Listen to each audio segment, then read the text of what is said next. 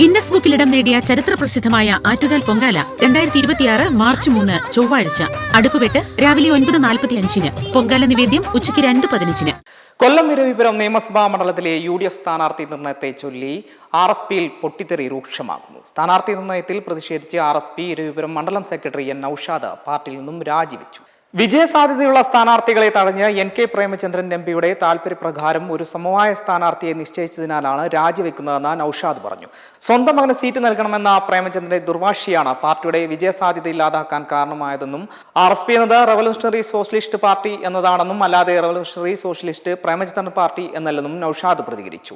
പാർട്ടിയുടെ ഐക്യം നിലനിർത്താനെന്ന പേരിൽ പ്രേമചന്ദ്രൻ തന്റെ താൽപര്യങ്ങൾ അടിച്ചേൽപ്പിക്കുകയാണെന്നും ഇതിൽ പ്രതിഷേധിച്ച തദ്ദേശ പ്രതിനിധികളും മുൻ കൗൺസിലർമാരും ഉൾപ്പെടെയുള്ള നിരവധി പ്രവർത്തകർ വരും ദിവസങ്ങളിൽ പാർട്ടി വിടുമെന്നും നൌഷാദ് മുന്നറിയിപ്പ് നൽകുന്നു.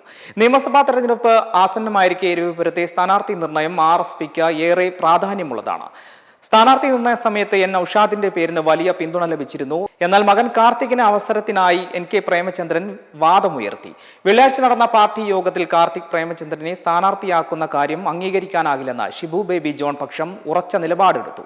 ഇതോടെ ഷിബു പക്ഷം ഉയർത്തിക്കാട്ടിയ ആളെ സ്ഥാനാർത്ഥിയാക്കാനാകില്ലെന്ന് പ്രേമചന്ദ്രൻ പക്ഷവും നിലപാട് സ്വീകരിച്ചു. തർക്കത്തെ തുടർന്ന് സമവായ സ്ഥാനാർത്ഥിയായി RSP യുവ നേതാവ് അഡ്വക്കേറ്റ് വിഷ്ണു മോഹനനെ സംസ്ഥാന കമ്മിറ്റി യോഗം തീരുമാനിക്കുകയായിരുന്നു.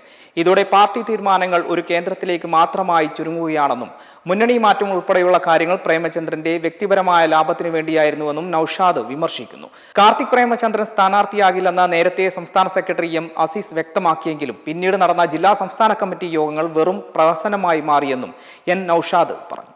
BLM കേരള, തമിഴ്നാട്, പോണ്ടിച്ചേരി